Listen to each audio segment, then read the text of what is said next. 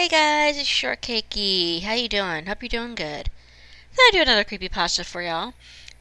Since I do love creepypastas and they are my favorite, I just love to do them. And if you're loving the creepypastas I'm doing, leave a like, comment below. Let me know if you want me to keep doing them, or if you want me to do something different. So, here we go. Today's creepypasta is Abandoned by Disney. Enjoy.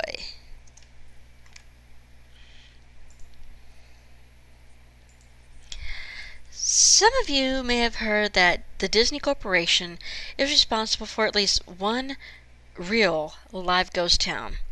Disney built the Treasure Island Resort in Baker's Bay in the Bahamas. It didn't start out as a ghost town. Disney's cruise ships would actually stop at the resort and leave tourists there to relax in luxury. This is a fact. Look it up. Disney blew $30 million on the place. Yes, $30 million. Then they abandoned it.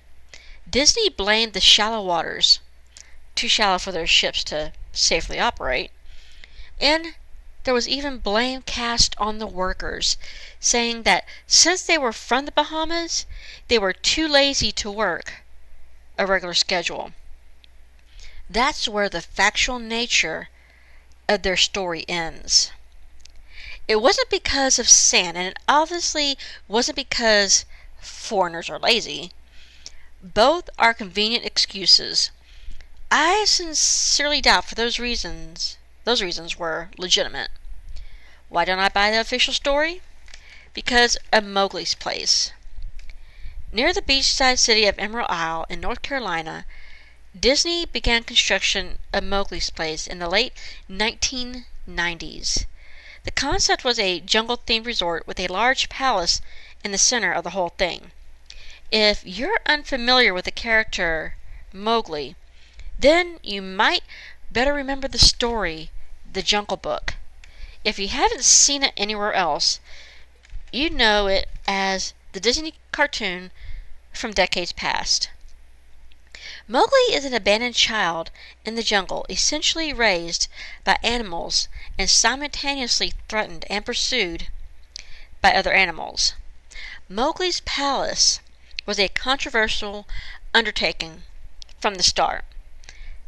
Disney bought up a ton of high-priced land for the project, and there was actually a scandal surrounding some of the purchases. The local government claimed eminent domain on the people's homes, then turned around and sold the properties to Disney.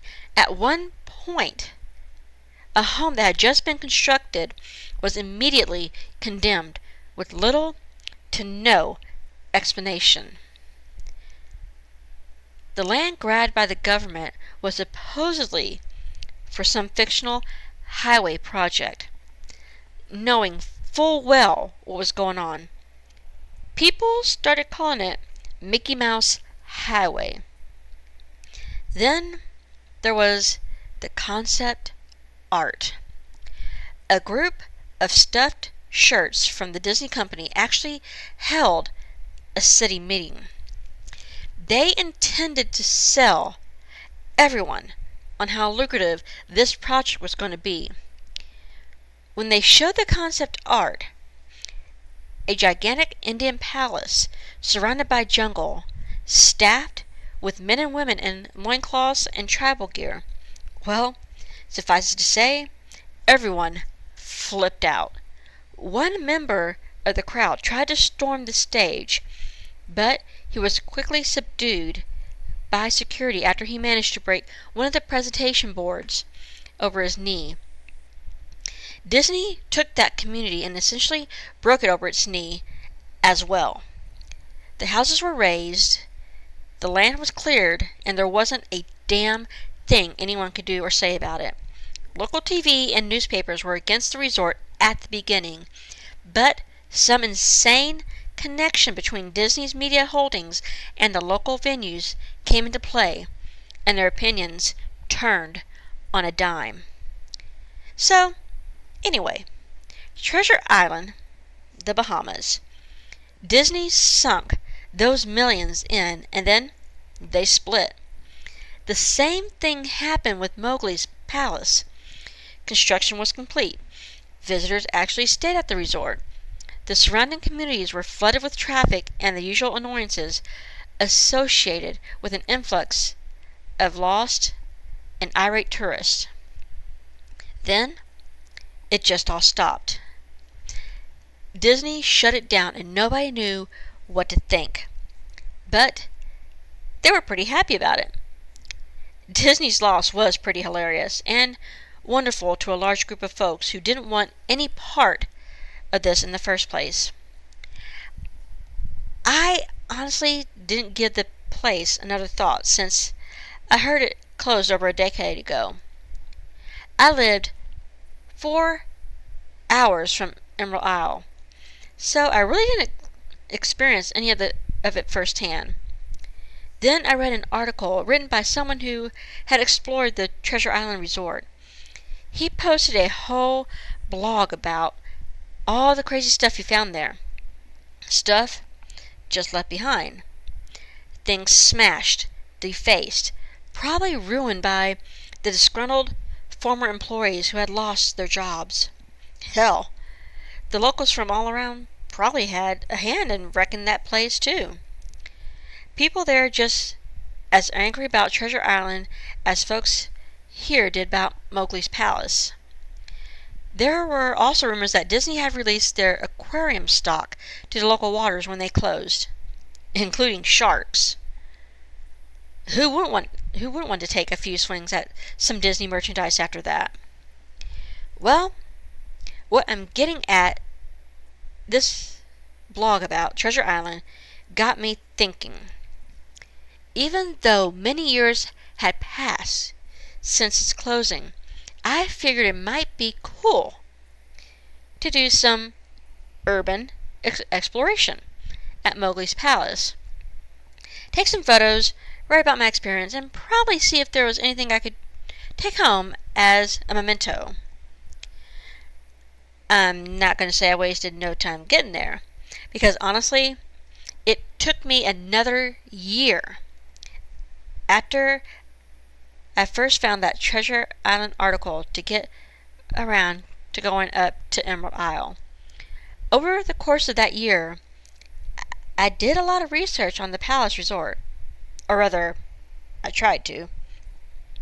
Naturally, no official Disney site or resource made any mention of the place.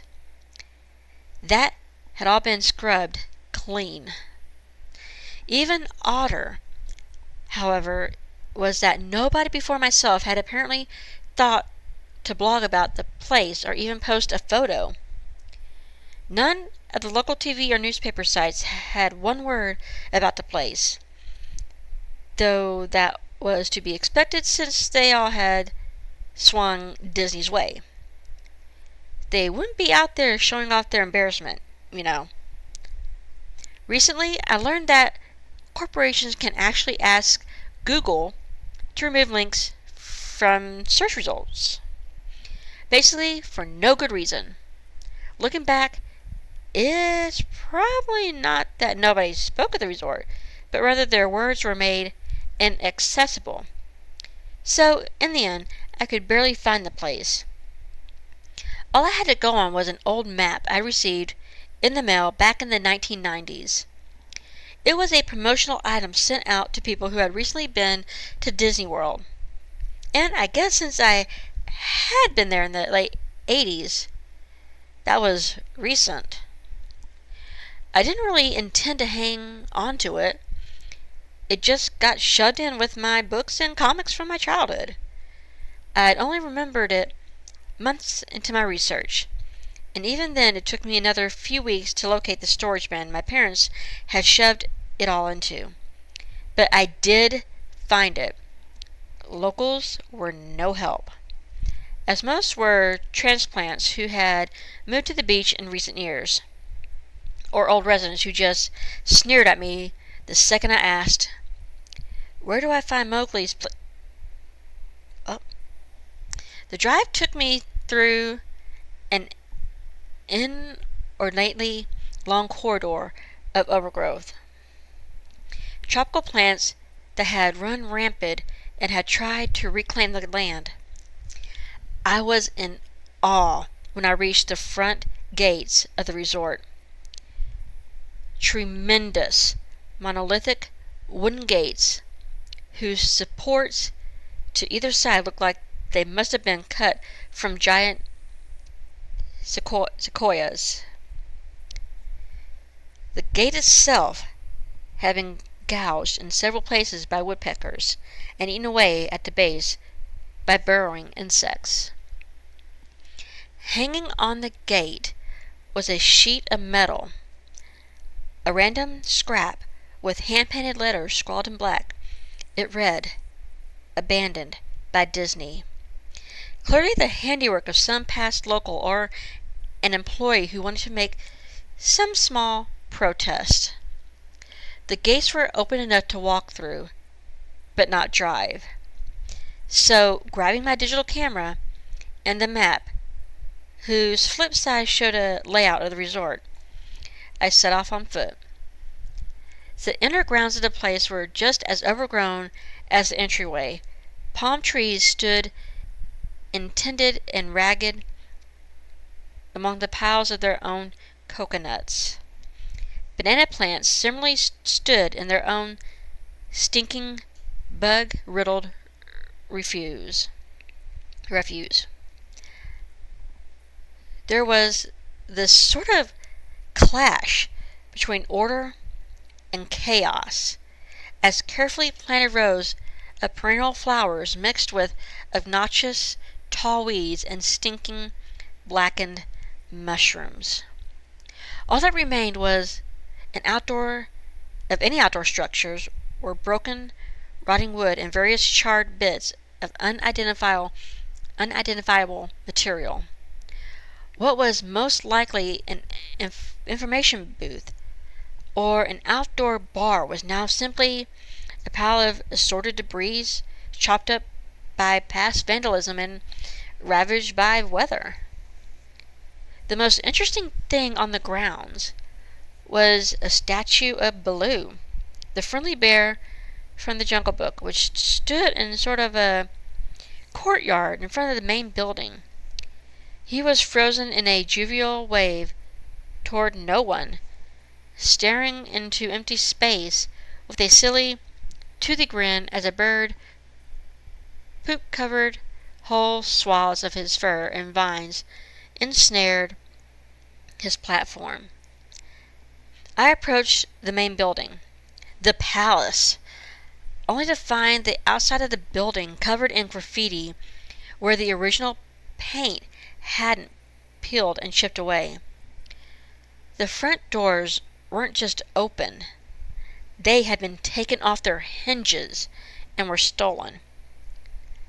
Above the front doors, or the gaping maw where they had been, someone had once again painted, "Abandoned by Disney." I wish I could tell you about all the awesome stuff I saw inside the palace. Forgotten statues, abandoned cash registers, a full-fledged secret society of homeless people. But, no. The inside of the building was so stark, so bare, that I actually think people had stolen the molding off the walls. Anything that was too big to steal, counters, desks, giant fake trees, they were all resting amid this empty echo chamber that amplified my every step like a slow rat-a-tat of a machine gun. I checked the floor plan and headed to all the locations that might seem in any way interesting. The kitchen, as you'd imagine, an industrial food prep area with all the appliances and space. No expenses spared. Every glass surface was broken, every door knocked off its hinges, every metal surface kicked and dented. The entire place smelled like pee. The huge freezer, not even remotely cool now, had row upon row of empty shelf space. Hooks hung from the ceiling, probably for hanging cuts of meat, and as I stood inside for a moment, I noticed they were swinging. Each hook swung in a random direction, but their movements were so slow and small that it was almost impossible to see. I figured it had been caused by my footsteps, so I stopped one from swinging by clutching it in my fist, then carefully letting it go. But within seconds, it started to swing once more. The bathrooms were in much the same state as the rest of the place.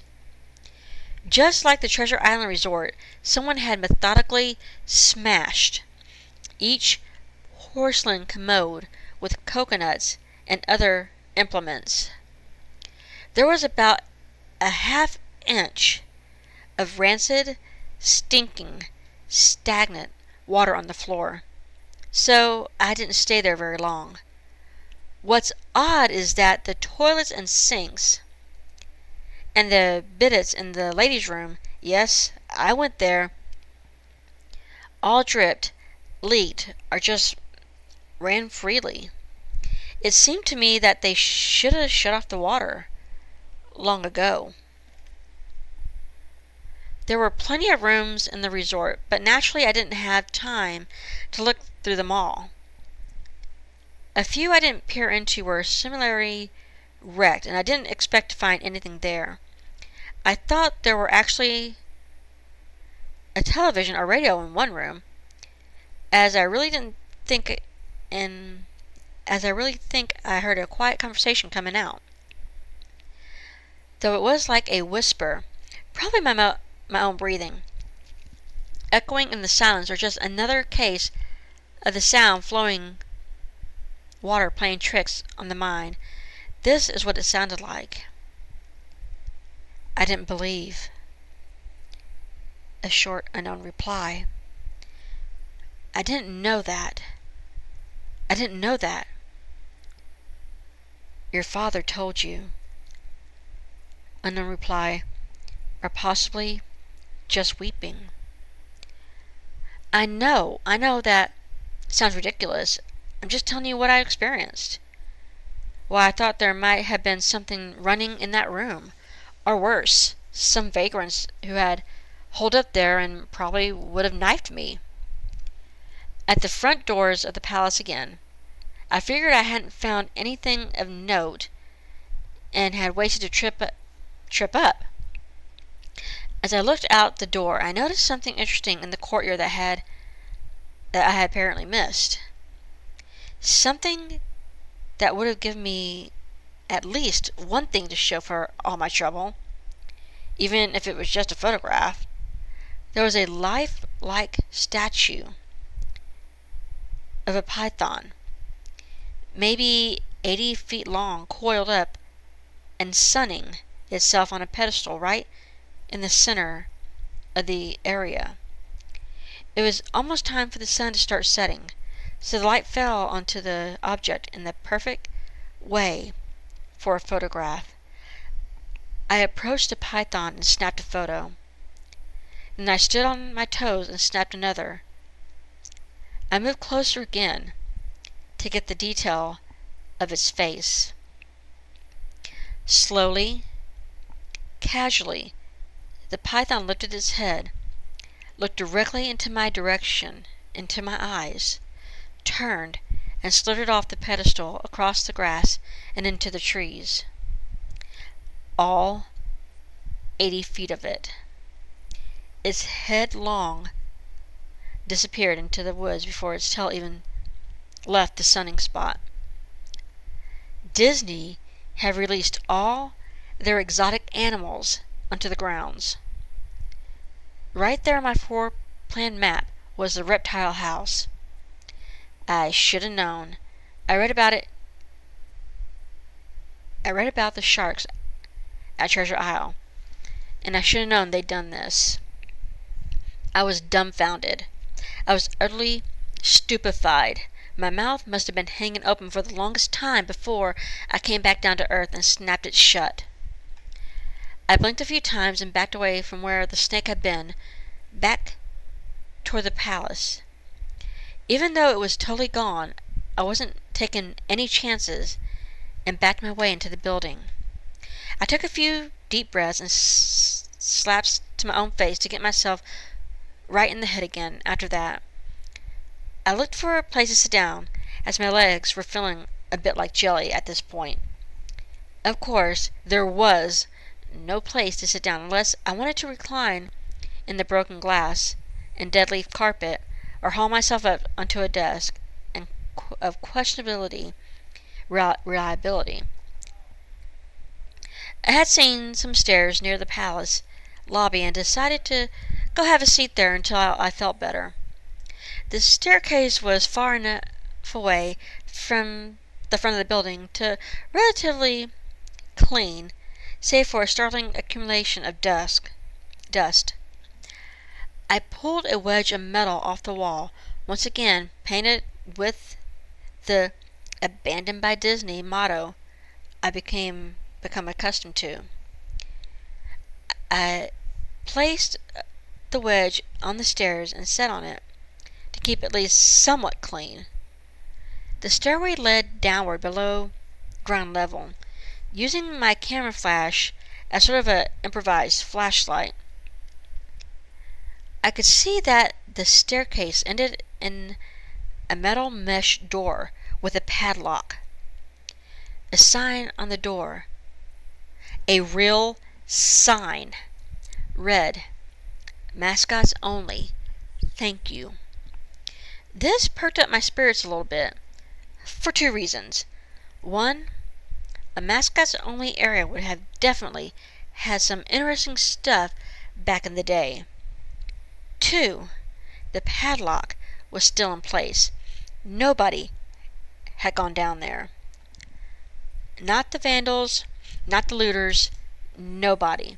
This was the only place I could actually explore and perhaps find something interesting to photograph or take home with me.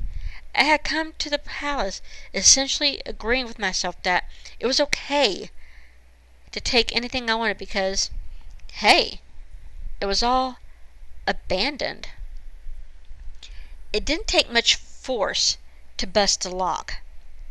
Well, actually that's wrong. It didn't take much to bust the metal plate on the wall that the padlock was hooked onto.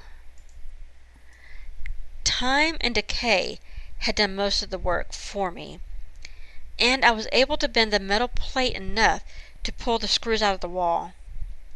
Something nobody else had apparently thought to do at the time. The mascots only area was startling and a very welcome change from the rest of the building I'd seen. For one, every second or third fluorescent light overhead was illuminated, even though they flickered and faded randomly. Although also nothing had been stolen or broken. Although age and exposure were definitely taking their toll. Tables had notepads and pens. There were clocks, even a punching clock on the wall with complete filled out time cards. Chairs were scattered around, and there was even a small break room with an old static-filled television and long, rotted out food and drink on the counters. It was like one of those post-apocalypse movies where everything was left as it was just before evacuation. As I walked the maze-like sub-basement hallways of the mascots-only area, the sights just became more and more interesting. As I went further, the desks and tables were knocked over, papers scattered and almost melded with the damp floor, and a large carpet of mold was slowly overtaking the real, rotting, crimson floor covering. Everything was just sort of squishy. Anything wooden disintegrated into mush when I applied even the least amount of force, and clothing items hanging on hooks in one of the rooms simply fell to moist threads if I even tried to unhook them. One thing that annoyed me was the light that was becoming more sparse and unreliable as I went further into the dank, suffocating depths of the place. Eventually, I reached the black and yellow striped door with the words Character Prep 1 stenciled on it. The door wouldn't open at first. I figured this was probably where the costumes were kept, and I definitely wanted a photograph of that twisted, stinking mess. Try as I might, whatever angle or trick I tried, the door wouldn't budge. That is, until I gave up and started to walk away. That was when there was a slight popping sound, and the door creaked open slowly. Inside the room was completely dark, pitch black. I used the camera flash to look for a light switch in the wall by the door, but there was nothing. As I made my search, I was jarred out of my sense of excitement by a loud electrical buzz. Rows of lights overhead suddenly flashed to life, flickering and fading in and out like the rest as I passed. It took a second for my eyes to adjust, and it seemed like the light was going just to keep getting brighter until all the bulbs exploded. But just when I thought it would reach that critical stage, the lights dimmed a bit and steadied. The room was exactly as I pictured it. Various Disney costumes hung on the walls, fully put together like strange cartoon cadavers hung from invisible nooses.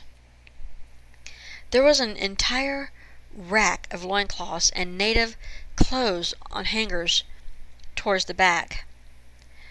What I found odd, and what I wanted to photograph right away, was a Mickey Mouse costume at the center of the room. Unlike the other costumes, it was lying on its back in the center of the floor like a murder victim. The fur on the costume was rotten and shedding, creating bare patches. What was even odder, however, was the coloring of the costume. It was like a photo negative of the actual Mickey Mouse. Black where he should have been white, and white where he should have been black. His normally red overalls were light blue. The sight was off-putting enough that I actually put off photographing the thing until last. I took a picture of the costumes hanging on the walls. Upward angles, downward angles, side shots to show the entire row of frozen, putrid cartoon faces, some with plastic eyes missing. Then I decided to stage a shot. Just one of the bedraggled character heads on the slick, grimy floor. I reached for the headpiece of a Donald Duck costume and carefully removed it so the thing wouldn't fall apart in my hands.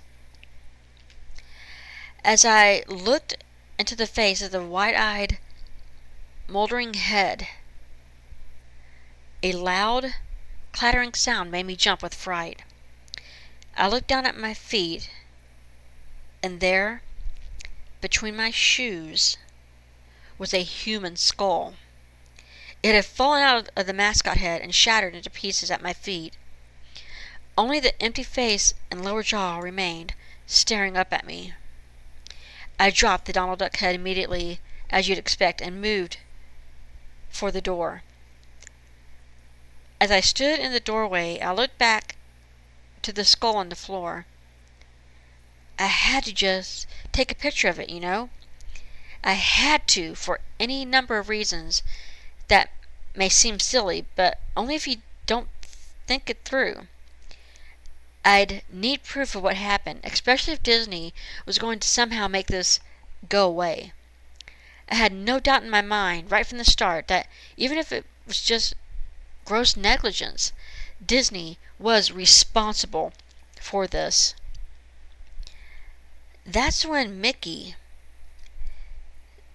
that photo negative opposite Mickey in the middle of the floor, started to get up. First sitting up, then climbing to his feet. The Mickey Mouse costume, or whoever was inside of it, stood there at the center of the room, his fake face just staring directly at me as I mumbled, "No, no, no, no, no, no, no, no, no," over and over. With shaking hands, a violent flashing heart, and legs that had once again turned to jelly, I managed to lift the camera and aim it at the opposite creature, now quietly sizing me up.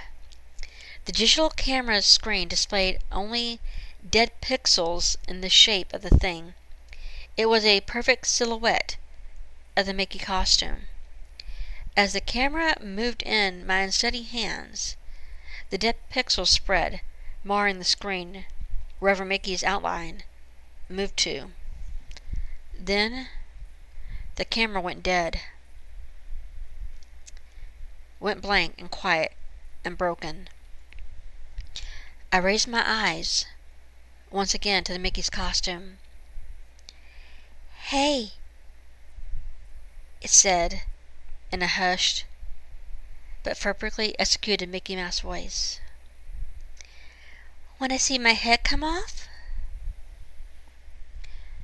It started to pull at its own head, working its clumsily gloved, clad fingers round its neck with clawing, impatient movements similar to a wounded man trying to pull himself free of a predator's jaw.